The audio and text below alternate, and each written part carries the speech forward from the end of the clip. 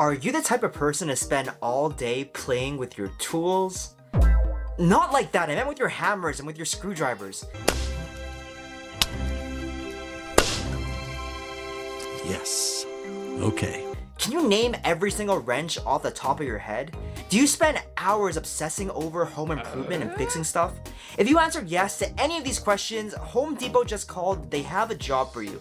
But you'll also really enjoy today's episode of Deck Cooking. Welcome back, guys, to another episode. My name is JCito TCG, and today we have a crazy deck featuring Rotom V and Vstar, as well as yoinking a bunch of TMs and Pokemon tools from your discard pile into your Lost Zone to deal tons of damage and knock out anything in meta. This deck is even winning some tournaments in Japan, beating out some cool stuff like Dragon Ball EX and Lugia buffed up with Blood Moon Ursaluna. So without further ado, let's dive right into this insane deck. Hey, hold up. If you like this type of content, please make sure to like and subscribe. I will be running a Twilight Masquerade giveaway. To enter, you just need to like this video and leave a comment down below on what you think about this deck, and I will choose one lucky winner to win some free packs of Twilight Masquerade on the Twitch stream, link in the description below, and I'll catch you guys there. Peace! Alrighty, so without further ado, let's go ahead and dive into a quick deck profile for these electrifying decks. A massive shout out to my moderator, video editor, and friend Bukowski for coming up with this deck and bringing it to my attention. She ran a variant here that I'm showing with a few changes for me, with of course the star of the show being Rotom V and Vstar, but another quick shout out to a Japanese player out there in Aichi who actually ended up winning the Aichi City League with a Rotom V and Vstar deck, beating out a bunch of powerhouses like Dragon Ball EX and Lugia with the buffed up Blood Moon Ursaluna, because Mask of Change is already out in Japan, and they did really well, proving that Rotom V and Vstar could be forces to contend with the new set Twilight Masquerade coming out. So the first things first is of course Rotom V being a staple here. It is no stranger to modern play. It's very common in decks like Charizard and Snorlax, primarily for its really strong draw power in instant charge. However, we are running Rotom V mostly for its attack. Scrap Short, for only 2 electric energy, does 40 plus 40 for every single tool that you discard from their discard pile into the Lost Zone. So it has the potential to do a huge amount of damage. So you can knock out stuff like Charizard, you can knock out stuff like Giratina V, you can knock out stuff like Lugia, no problem with Scrap Short. Rotom V-Star is pretty much the exact same ability, except Scrap Pulse has 40 more base damage. However, it does have the ability Convergence Star with the V power, where it allows you to discard cards from your hand, put them in the discard pile, and draw the same number of cards that you discarded. It's really great not only for draw support, but you can also set yourself up to attack by discarding tools from your hand, putting the discard pile, and then yoinking them into the Lost Zone and hit for massive damage. Now, the deck list that the Japanese player did come up with actually runs Miraidon EX to also accelerate Pokemon onto your bench. Miraidon EX, of course, is a staple in a lot of electric decks due to the tandem unit ability, so you're able to actually search your deck for 2 basic electric Pokemon, put them on your bench, and get going and hit the ground running as fast as you can. However, Miraidon EX is also a pretty great backup attacker. One thing about this deck is you are running on like a limited amount of ammo or limited amount of charges. That's dependent on how many tools you have left in your deck to do damage. So if you are, back against the wall, you have no more Pokemon tools available, Miraidon EX does a great job with Photon Blaster. The other thing to point out that this deck does run is it does run some pretty uncommon TMs. TMs are really great tools because you can just pop them onto your Pokemon anytime you want, and they will be discarded automatically at the end of your turn. So it's a really great way to get stuff into your discard pile. However, it runs Turbo Energize, and not a very common tool, but it does allow you to accelerate energy in the case where you do with your electric generators, which will be your primary source of energy acceleration. Last but not least, you also are still running a TM Crisis Punch. So in the case where, you have no more tools left that you can use, Crisis Punch can come in handy to do 280 damage if your opponent only has 1 prize card to take. So not a bad backup option, not too great, but there's some times when you can use it. And it also does run Explorer's Guidance, which is a really good card for this deck because it offers you both draw power and the ability to discard 4 cards from the 6 cards that you are drawing. One thing to call out that the Japanese list does run a unreleased Morpeko that basically has Trekking Shoes as an ability. It allows you to look at the top card and discard it if you wish. Of course, I don't have it yet because as of filming, Twilight Masquerade is not out yet. So for the single prize attacker, I'm just using a normal Zeraora here, which does 120 for 3 energy, so not bad. Not bad for a single prizer. Now, looking at the other deck that Bukowski did cook up, the main difference here is that we will be running Cramorant as a single prize attacker. Cramorant is, of course, a staple in a lot of Lost Zone decks, but since you are putting a lot of tools into the Lost Zone, you are basically activating the Lost Provisions ability here, making it so your attack costs nothing, so it's perfect for that spit instantly 110 damage. So really great. And you can also pair it up with Crisis Punch as well if you need to. One thing to call out that is unique to Bukowski's list is that she does run a Patrol Cap. So if you are playing against something super annoying like a Great Tusk Mill or a Snorlax with Chiyu EX, you can disrupt their game plan and play to your victory condition. Anyways, that is enough yapping for me. Let's go ahead and dive into some games on the ladder. Alrighty, hopping into a game with the Japanese deck list. This one is the one that uses Zeraora as the single prize attacker and not Cramorant. Personally, I actually am a fan of Bukowski's deck list more,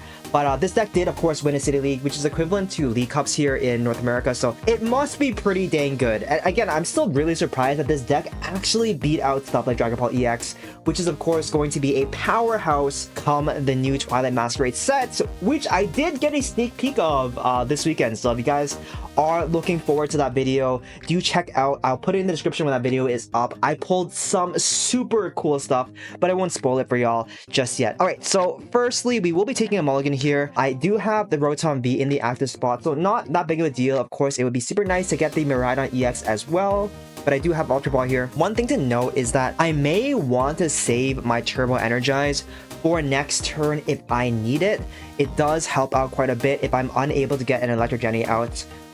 So we will see if we do need that. My opponent is, of course, going first here, so that means they will be able to start playing first. The good thing here is that they are playing Gardevoir, so it does take a while for Gardevoir to ramp up. So if I do play my win condition, I should be able to out-turbo them and out-accelerate them and beat them out on the prize race there, because this deck is pretty fast. All the accelerator raiders available with both Miraidon as well as Electric Genny. So we'll see how it goes. Okay, so they do end up playing a Flutter Mane. That could be a problem for me if it is in the active spot. That means I'm not able to use my instant charge, which is annoying to say the least, but not the end of the world. I'm not going to be really relying on that ability here in the first turn, so I'm not too worried. All right, perfect. I don't even need to use Ultra Ball. My Miraidon EX will naturally come out. I will tandem unit here first, so I don't have to worry about potentially missing out on anything by thinning out my deck. So sequencing correctly here, I'm going to manually attach this energy. It would be super nice to get an Electric Genny and attack first here. I don't know if that's going to happen on the first turn, but I'm going to throw a Turbo Energize onto my Rotom V anyways, just in case I need it. We will go ahead and toolbox here as well. I do have a rescue board and a crisis punch, so that is also totally fine for me. I'm going to slam my rescue board onto Miraidon in the case, you know, it gets boss trapped or whatever. I'm not going to use either of these this turn. I don't need to. Do I want an Ultra Ball here? You know what? Let's go ahead and Ultra Ball too. Why not? Ultra Ball just means another potential thin out of my deck, so I don't have to worry about it later. I could throw a Zeraora out. Just the issue is 120 for that 3 energy cost is quite a bit, but in the case I need a single prize attacker, why not? We'll throw it onto the bench here, and I'm just going to go ahead and Professor's Research. A pretty strong research here. Unfortunately, I am unable to grab what I need. Temple of Sinnoh here isn't going to be doing too much for me. It's not like Gardevoir is going to be running any special energy here. I mean, they could have like, maybe a Jet Energy. I don't really see that coming, but I don't have any Jet Energies. I don't have any special energies at all, so I don't mind just popping Temple of Sinnoh here for now. And I could go with an instant charge. I think that I want to Turbo Energize here just because it is better for me to get some energy onto my Rotom Vs as fast as I possibly can. So we'll just go ahead and do that. Since we did not find the Electric Genny this turn, and the Energize will fall off naturally. So a really important thing to do when you're playing this deck is to make sure you're keeping track of how many tools you have in your discard pile at all times.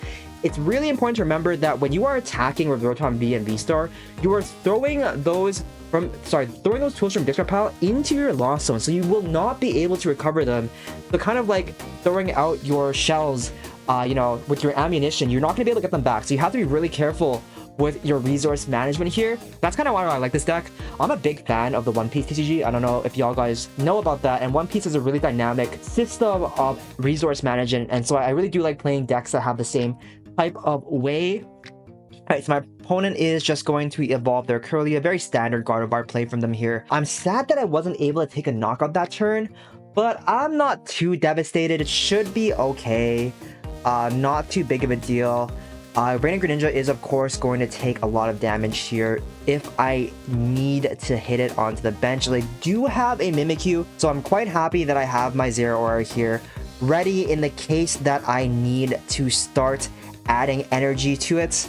I have 3 in discard. Oh, so this is interesting. So because they do have Mimikyu on their bench, it is evident to me that at some point they're going to want to bring that Mimikyu up to wall my Rotom, and I don't have energy attached to my Zeraora, so it's going to take a while for me to actually chew through that thing.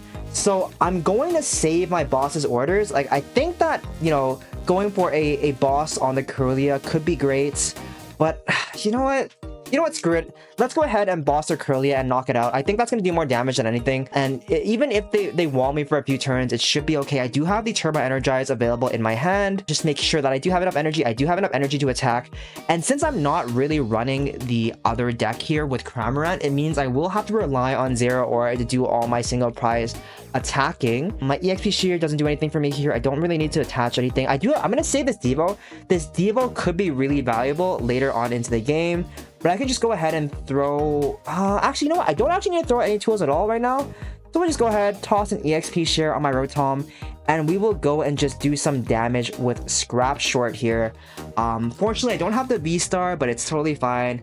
We will do 80 damage, enough to knock this... Oh, wait, I actually didn't need to do that. I only needed to do 80. Sorry. I always forget that Scrap Short actually has a base damage of 40. So it's not, you know, 0 plus 40. It's actually 40 plus 40. So sometimes I still forget that. Which is why I say this deck is actually pretty strong, because with all the tools you have in this deck, I think 17 or 16 tools, you basically have the potential to hit for over 700 damage over the course of the game, which is like usually enough to win you games. You know, in the case where you have to take like 3 Charizard prizes to win, you may have to use Miraidon EX as a secondary attacker, but oftentimes that's not going to be happening. I mean, even if you're playing as a Charizard, you can always just boss their Pidgeot and do the super effective damage with your Rotom and knock it out. So that should be totally fine. They end up getting a Buddy Hoppin, which is like, dang it. I mean, like, that means pretty much I was unable to get anything out of value for that Curlia knockout. But you know, it was worth a shot. It was worth a shot. They will end up evoing here, so they're really well set up for next turn. Pretty clear line of play for my opponent. I will knock them out on the Flutter Mane. They're just going to start. They're going to wall me off with the Mimikyu. So that is going to be slightly annoying, but I do end up finding energy here for my Zeraora. So I'm not too mad about that. I think in this case, I do need to think about what I have in hand. So I really messed up last turn by not properly, you know, using these TMs and discarding them. So I'm going to be stuck in a spot where I will have to use my research. I really should have put a Crisis Punch and discarded it. And also I attacked for more damage than I needed to, which ended up making so I can't knock Flutter Mane out without putting another TM in the discard. So I definitely misplayed there. So I'm going to have to go ahead and Pros Research, which is a little bit annoying. I have yet to find a single Electric Generator yet, which is really annoying. The good thing here is I still do have the TM Devos, so I'm not too worried about that. And I'm just going to go ahead and attack with a Scrap Short here and do the damage I need. 120 is just 2 into the Lost Zone. And the Flutter Mane is going the way of the Dodo. So now I have a 2 prize lead. The thing with Gardevoir is, like, I feel like a prize lead doesn't matter unless you're like a 3 or 4 prize lead, just because it's slow to set up, and so it does take a while before it does start pumping out the damage. So I will have to be cognizant about that. One interesting thing is they actually did not have those Curlias available to them last turn, which is pretty interesting. Sorry, they didn't have the Curlias available in their deck, so that means I think these 2 are their last 2 Curlias left. So if I'm able to knock them out, they're gonna have to Super Rod in order to get the Gardevoir out. So that is going to be fine. take a moment here to count how many. So 3 into the Lost Zone, which means I'm definitely going to need to discard some of these more. I get Iono here down to 4, no big deal. Worst comes to worst, I will just instant charge. Okay, so I do get an Electric Generator off that. That's actually fantastic. And I also still do have another Professor's Research. So I am actually quite happy with those sequence of events. I'm not too sad about that at all. We will see what they end up bringing up here. It's probably a Gardevoir. I would be surprised if it's not a Gardevoir. They drop the Buddy Buddy Pop in, they drop the Nest Ball. That makes sense. They don't have any more Curlias available to them anyways. Yeah, so there goes the Gardevoir EX.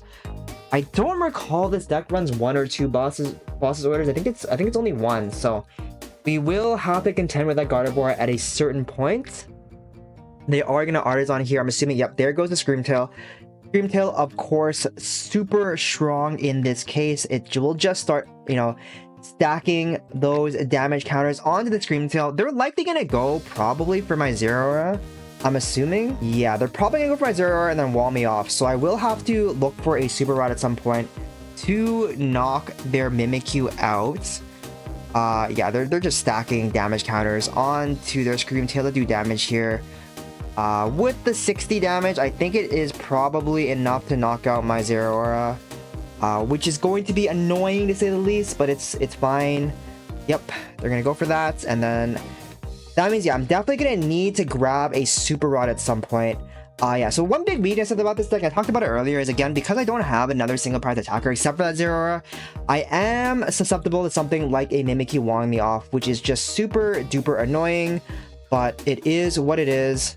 We will go ahead and Artisan just to check my deck to see what I have available. Do I have a Super Rod? Okay, this is bad. My Super Rod is prized.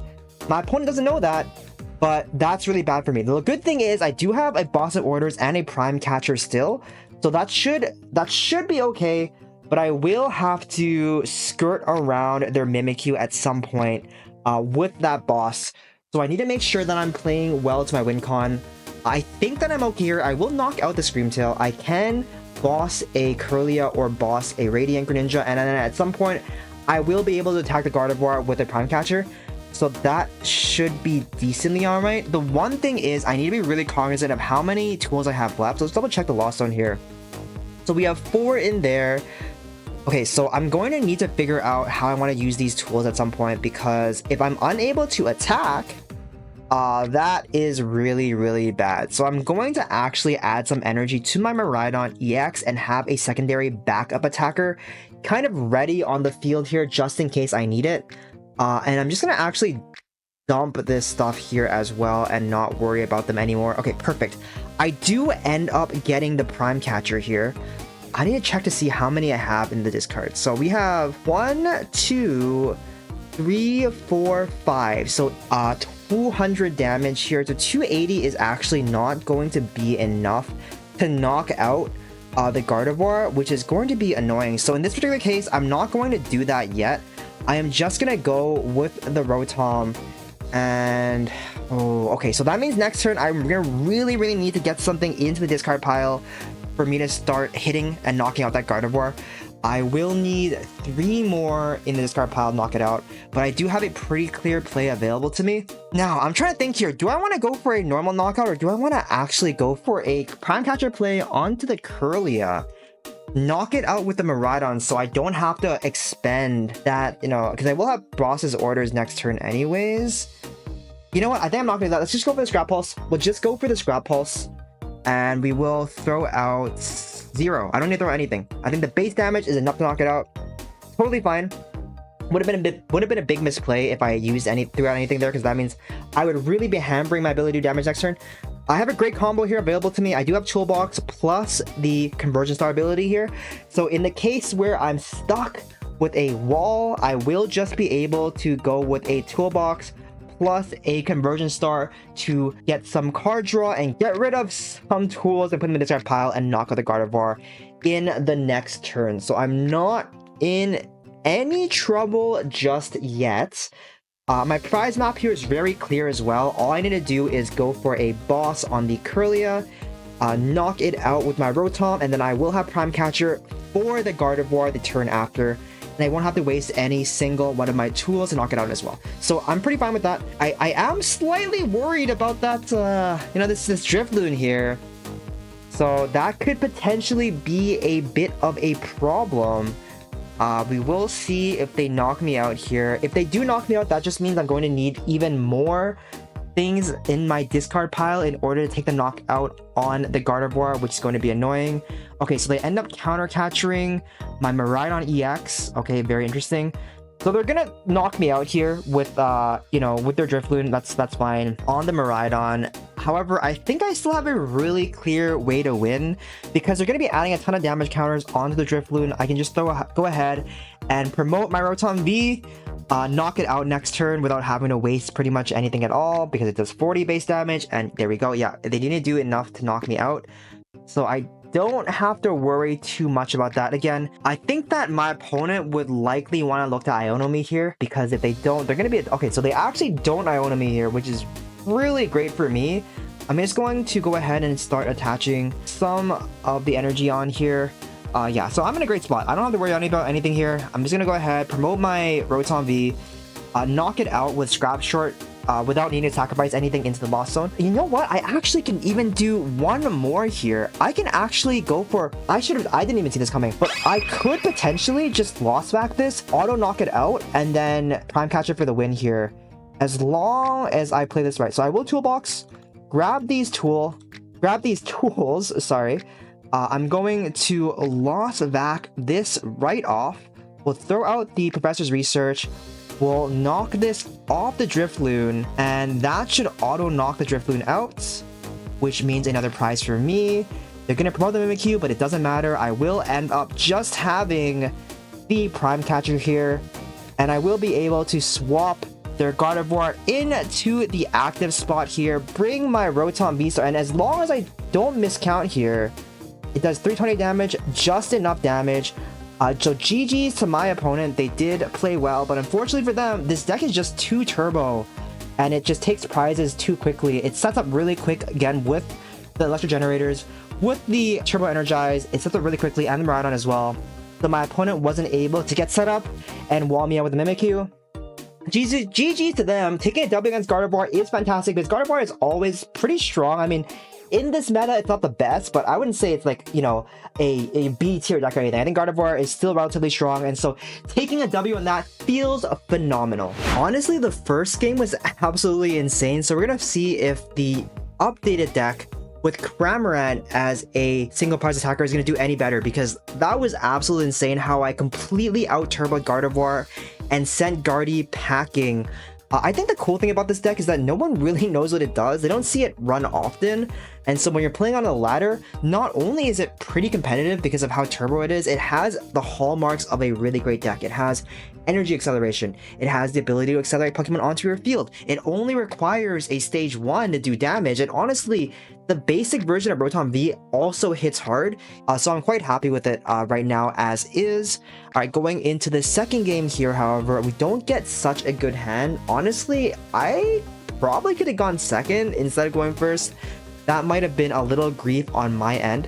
I think the deck with, of course, Electric Genny allows me to take a knockout in turn 2 if I really was, like, if I really got lucky. So, yeah, that isn't the greatest, but it's totally okay here. Now, I do have energy here. I can just go ahead and start attaching things to throw into the Lost Zone for next turn, not a problem. Yeah, I don't really need Evolution here. I don't really need Devo here either. Actually, I probably should have saved Devo because I don't know what they're playing yet, but it's totally fine. Going turn 1 means I get a free instant charge here, and I'm quite happy with that. The Nest Ball, the Iono, I mean, the Crisis Punch, whatever, but I do have a basic energy here available for next turn to do damage, so I'm not too sad about that outcome. It would be really, really great if I were able to find something like a Rotom VSTAR this turn, because that would be a turn 1 donk, which would be really insane. So we're gonna see if we do pull that off. I'm just honestly thinning out my deck here. Miraidon EX will grab another Rotom V, not a big deal, and I can, of course, find my Cram later if I need to, but right now, obviously, I can't use it just yet. So, I'm thinking, honestly, it's gonna be an attach here for sure. can I pull a donk off? That's what I want to know. So we'll throw Crisis Punch, we'll throw Turbo Energize here as well, knowing that at least, even if I don't get them off this turn, next turn they will 100% be in that discard pile. If I'm able to find a Rotom V-Star and pull off a V-Star play here, that would be phenomenal. So unfortunately that doesn't happen. Can I get some sort of... Oh, I misplayed here. I probably could have gone for a Miraidon knockout. I didn't even see that angle, which is why I'm not a pro, but I could have gone for an Electric Genny onto the Miraidon EX. I'm just gonna Generator and see if I would have had it. Okay, so I wouldn't have had it anyways, so doesn't matter. I wouldn't have had it, so it's fine. I'm gonna just hard copium. Hard copium, I wouldn't have had it. Okay, so I can go ahead. I mean, these are gonna get tossed out. I think that I don't need another one. You know what? The TM Evo, throw that out too, might as well. And we'll go for a Scrap Short here and put pressure on him for this turn. We will pressure for a knockout next turn. I could have gone for instant charge, but it's totally fine. So now the Raikou V is going to be in the knockout range of my Cramorant in the case I'm able to get it online. So I need 2 more in the discard for that to happen. I wonder my opponent is playing. It could be a Lost Box, or it could be another weird Miraidon variation. I think it's probably Lost Box though. We do see Lost Boxes run that Raikou V, which does a lot of damage if you overbench. And honestly, I might have misplayed by throwing this extra Rotom onto my bench. That was probably pretty stupid of me. I didn't need to go ahead and do that. And now my Rotom is actually in knockout range of the Raikou. So that was a definite blunder by me there. But I think it's still okay here. I was kind of Hail Marrying by going for a deck thin out and praying that maybe I get a Rotom V-Star for a knockout here, but unfortunately I wasn't able to find it. No biggie though, even if I get knocked out, I will be able to take the trade next turn. It's just not an ideal situation on my part. Okay, so they end up retreating the Raikou and going for just a standard Lost Box play here with the Comfy. So yeah, I was nothing too out of the ordinary here. However, the Raikou is a super big liability now, and very, very prone to getting knocked out by me at some point. I think that Rotom V again does pretty good into something like Lost Box. I don't need to like run a Cold Rest and wait until I have 7 in the Lost on these Mirage Gate.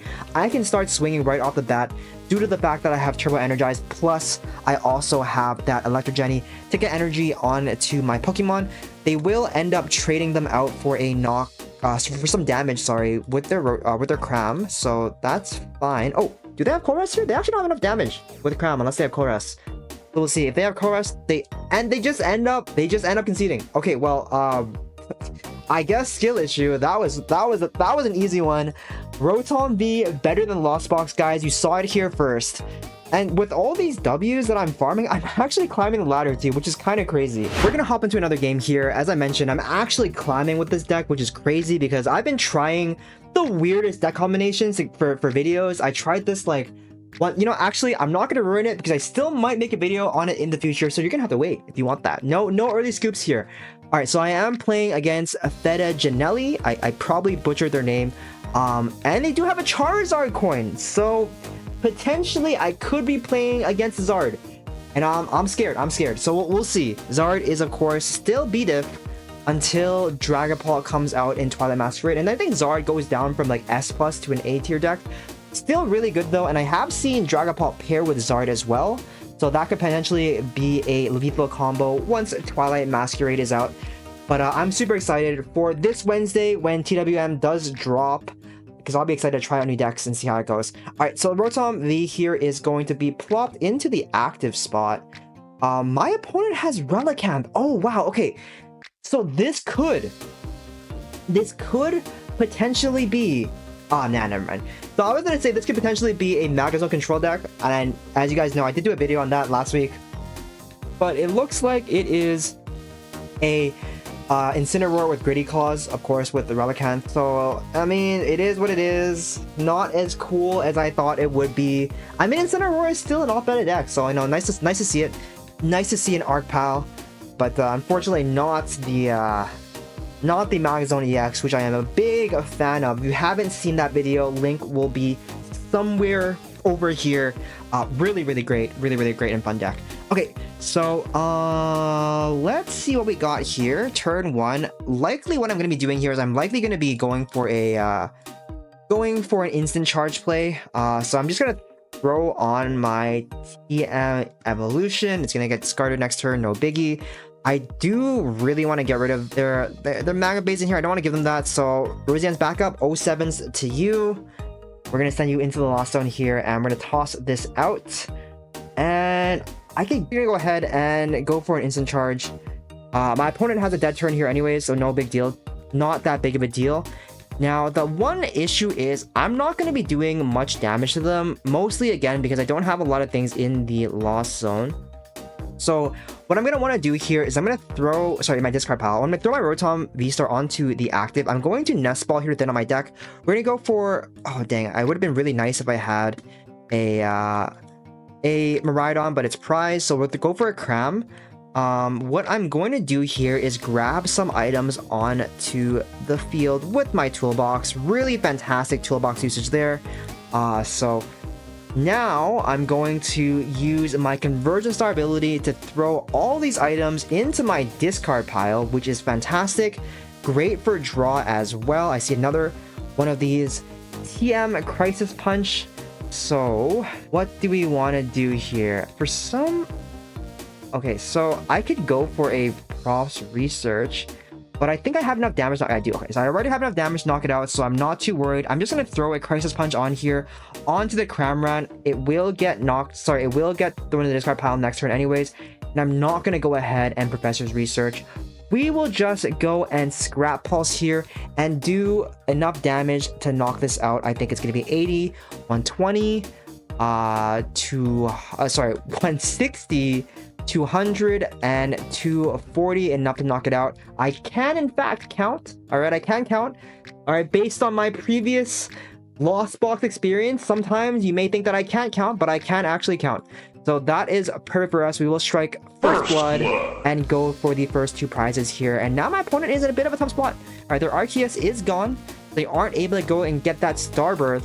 And their Litten is the only thing in the active field, and they can't even use Evolution on, and they end up scooping. So that is 2 scoops in a row for Rotom V and Vstar, guys. I think that this deck has a ton of potential. Personally, I actually really enjoy, as I mentioned, the fact that there is a resource constraint to this deck. It feels a lot like I'm playing an RTS strategy game because, again, I do have a limited amount of ammo for the damage that I can do. But I think, again, it has all the hallmarks of a really great deck.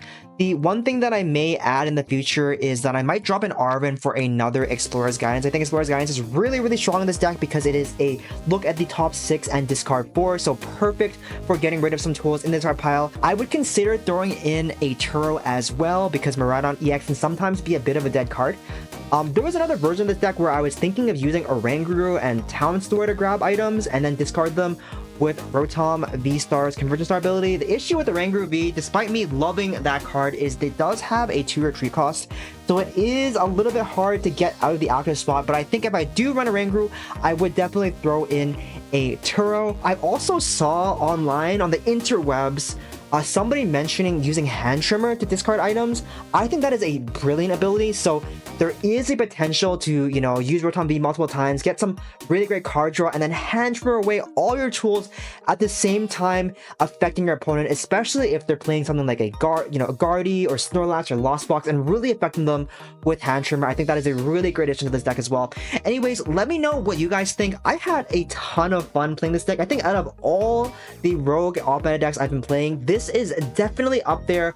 But leave what you guys think in the comments below. If you guys think that, you know, Rotom V and Vstar could potentially be meta in Twilight Masquerade. But until next time, good luck on the ladder, and I will catch you guys next time. Peace!